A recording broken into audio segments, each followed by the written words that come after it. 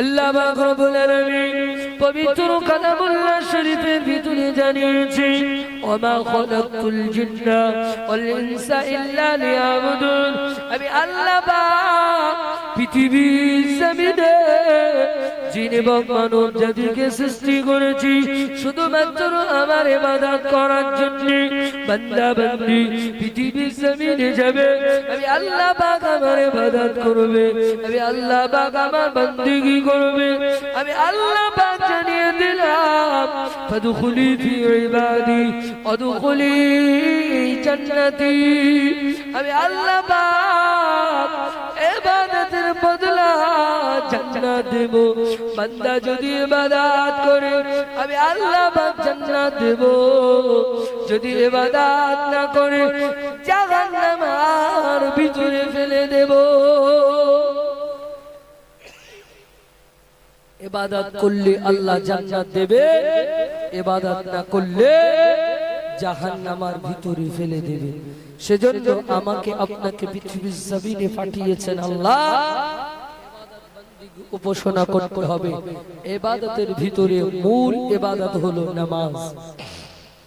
ওয়াকিমুস সালাহ ওয়া আকিমুস সালাহ পবিত্র কালামুল্লাহ শরীফে একাধিক জায়গায় আল্লাহ রাব্বুল আলামিন বলেছেন ওয়া আকিমুস সালাহ, তোমরা নামাজ কায়েম করো, তোমরা নামাজ কায়েম করো। আল্লাহ বললেন ওয়া আকিমুস সালাহ, ও বান্দা বান্দিরা পৃথিবীর জমিনে আমি আল্লাহ পাক তোমাদেরকে পাঠিয়েছি, 5 ওয়াক্ত নামাজ ফরজ করেছি। বান্দা বান্দি আমার ইবাদত করবে, 5 ওয়াক্ত নামাজ পড়বে। 5টা টাইম আমি তোমাদেরকে দিয়েছি। ইন্নাস সালাতা কানাত আলাল মুমিনিনা কিতাবাম মাওকুতা। নিশ্চয়ই মুসলমানদের উপরে, মুমিন বান্দা বান্দিদের উপরে নির্দিষ্ট সময়ে নামাজ ফরজ করা হয়েছে। ও বান্দা বান্দি কান্ডা খুলে শুনে রেখে দেয়, দিনে 5টা টাইম আল্লাহ পাক আমাদেরকে নামাজ দিয়েছে।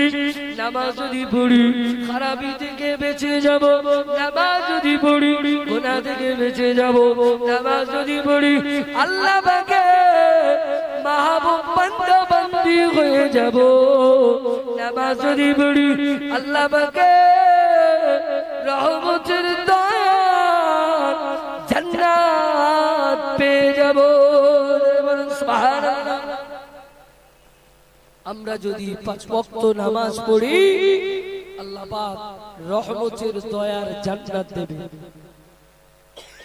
যদি 5 ওয়াক্ত নামাজ পড়ি গুনাহ থেকে বেঁচে যাব, যদি 5 ওয়াক্ত নামাজ পড়ি খারাপি থেকে বেঁচে যাব।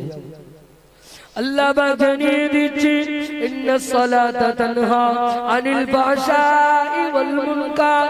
ও সোনার মানি, নিশ্চয় নামাজ খারাপ জঘন্য কাজ থেকে বিরত রাখে। নামাজি যখন 5 ওয়াক্ত নামাজ পড়বি, মনের ভিতরে যদি খারাপ ধারণা আসে, মনের ভিতরে যদি খারাপ ধারণা আসে, এই নামাজি তখন চিন্তা করবে আমি নামাজ পড়ি, আমি ফজরের নামাজ পড়েছি, আমি খারাপ কাজটা করতে পারবো না। আমি জোহরের নামাজ পড়েছি, আমি খারাপ কাজটা করতে পারবো না। আসরের নামাজটা পড়েছি, খারাপ কাজটা করতে পারবো না। মাগরিবের নামাজটা পড়েছি, খারাপ কাজটা করতে পারবো না। ও আল্লাহ পাকের বান্দা বান্দিগণেরা কান্ডা খুলে শুনে রেখে দেন, নামাজ পড়লে আল্লাহ পাক রহমতের দয়া জান্নাত আমাদের জন্য রেখে দিয়েছে। আল্লাহ নবী বলেছেন ক্বালান নবী সাল্লাল্লাহু আলাইহি ওয়াসাল্লাম ইন্নাস সালাতা ক্বালান নবী সাল্লাল্লাহু আলাইহি ওয়াসাল্লাম আস-সালাতু মিফতাহুল জান্নাহ। নামাজ হচ্ছে জান্নাতের চাবি। ও সোনার মানি, পৃথিবীর জমিনে মনে বড় আশা, মনে বড় কামনা রহমতের দয়া জান্নাতে যাব, কিন্তু না না না নামাজ পড়ি না। নামাজ যদি না পড়ি জান্নাত পাওয়াটা আমাদের জন্য কঠিন হয়ে যাবে। নামাজ যদি পড়ি জান্নাত পাওয়াটা আমাদের জন্য সহজ হবে, আর নামাজ যদি না পড়ি জান্নাত পাওয়াটা আমাদের জন্য কঠিন হয়ে যাবে। সেজন্য আমাকে আপনাকে 5 ওয়াক্ত নামাজ পড়তে হবে। আল্লাহ পাক জমিনে পাঠিয়েছেন, ওয়া আকিমুস সালাহ ওয়া আকিমুস সালাহ, তোমরা নামাজ কায়েম করো, তোমরা নামাজ কায়েম করো। কোরআনে কারীমের একাধিক জায়গায় আল্লাহ পাক বলেছেন।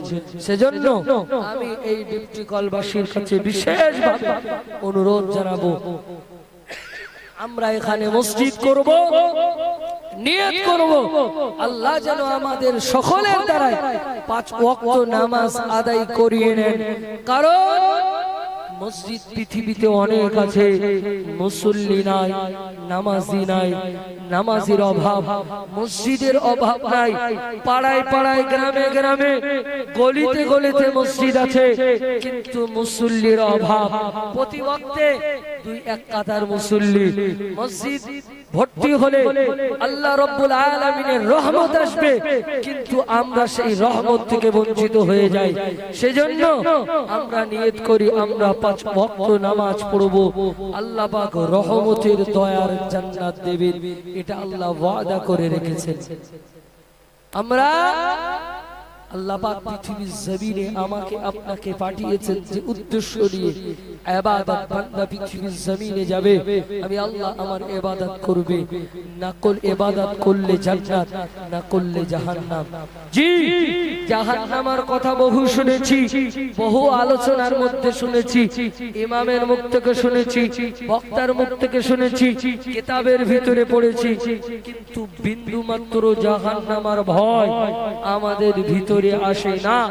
আজকে যদি জাহান্নামের ভয় থাকতো তাহলে মসজিদের কাতার খালি যেত না, মসজিদের কাতারগুলো ভরে যেত। আমরা সোনাউল্লাহ শুনেই রইলাম, কিন্তু আমলে পরিণত করতে পারি না। সেজন্য আমাদেরকে আমল করতে হবে।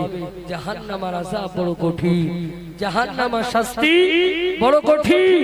আল্লাহ নবী সাল্লাল্লাহু আলাইহি ওয়াসাল্লাম মসজিদে নববীতে বসে আছেন, জিবরিল আমিন আলাইহি ওয়াসাল্লাম আল্লাহ নবীর কাছে এসেছেন।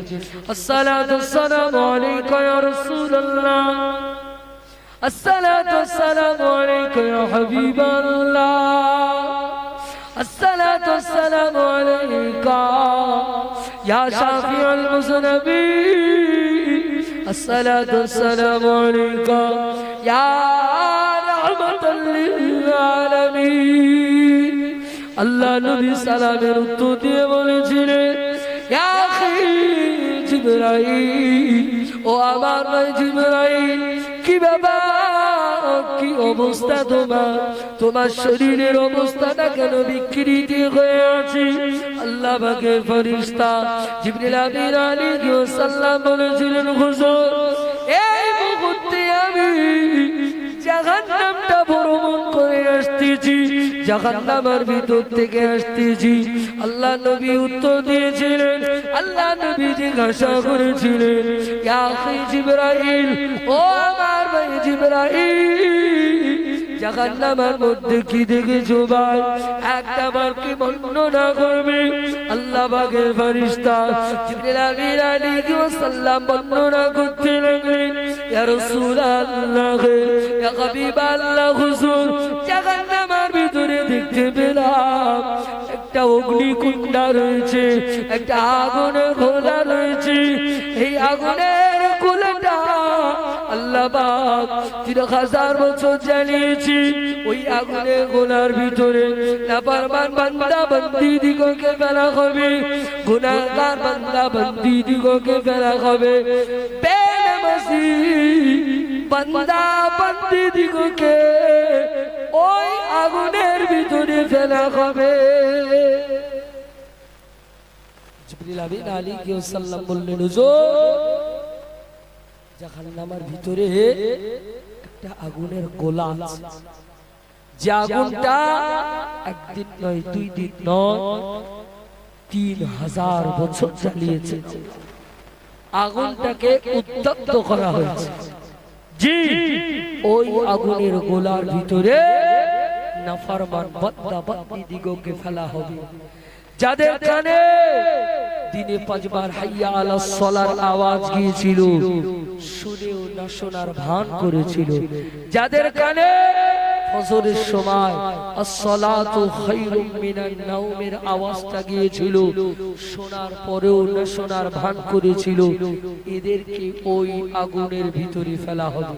যারা আল্লাহ পাকের হুকুমকে অমান্য করে, জানে বোঝে, তারপরেও মাওলার হুকুমকে অমান্য করে, রাসূলুল্লাহর সুন্নাতে নববীকে অ্যাবাউট করে, আল্লাহ পাক তাদেরকে ওই জাহান্নামের অগ্নিকুণ্ডার ভিতরে ফেলে দেবে।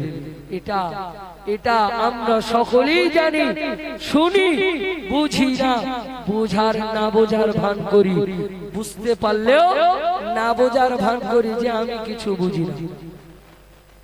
আমাদের দশা হলো এটাই। জি, আমাকে আপনাকে ভাবতে হবে, চিন্তা করতে হবে, আল্লাহ কেন আমাকে পৃথিবীর জমিনে পাঠায়, আল্লাহ পৃথিবীর জমিনে কেন পাঠিয়েছেন, এটা আমাকে চিন্তা করতে হবে। চলে যাব একদিন, পৃথিবীতে থাকবো না, চিরস্থায়ী এখানে থাকতে আসিনি আমরা। অল্প কিছুদিনের সময় নিয়ে আমরা এখানে এসেছি, কিছুদিনের মেহমান এখানে এসেছি, বিদায় নিয়ে চলে যাব। কবরে যাওয়ার পরে কি অবস্থা হবে একটাবার চিন্তা করে দেখি।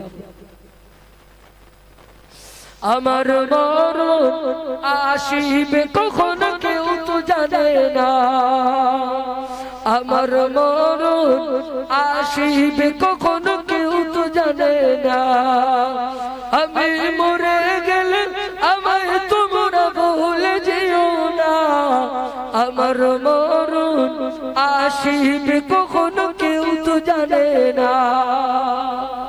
পৃথিবীর জমিন থেকে আমি কখন চলে যাব কেউ জানে না। আল্লাহ পাক কোরআনে কারীমের ভিতরে বলেছেন, ওয়াকিমুস সালাহ, তোমরা নামাজ কায়েম করো, তোমরা নামাজ কায়েম করো, ওয়া আকিমুস সালাহ, তোমরা নামাজ কায়েম করো। দিনে 5 বার মসজিদের মাইকে আমাদেরকে ডাকছেন। জি, দিনে 5 বার মসজিদের মাইকে আমাদেরকে ডাকছেন, হাইয়া আলাস সালাহ, এসো নামাজের দিকে এসো, হাইয়া আলাল ফালাহ, এসো কামিয়াবির দিকে এসো।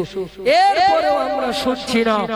আমরা কতদিন বাঁচবো জানি না, আমলনামায় কতটা আমলনামা গুছিয়েছি এটাও আমরা জানি না।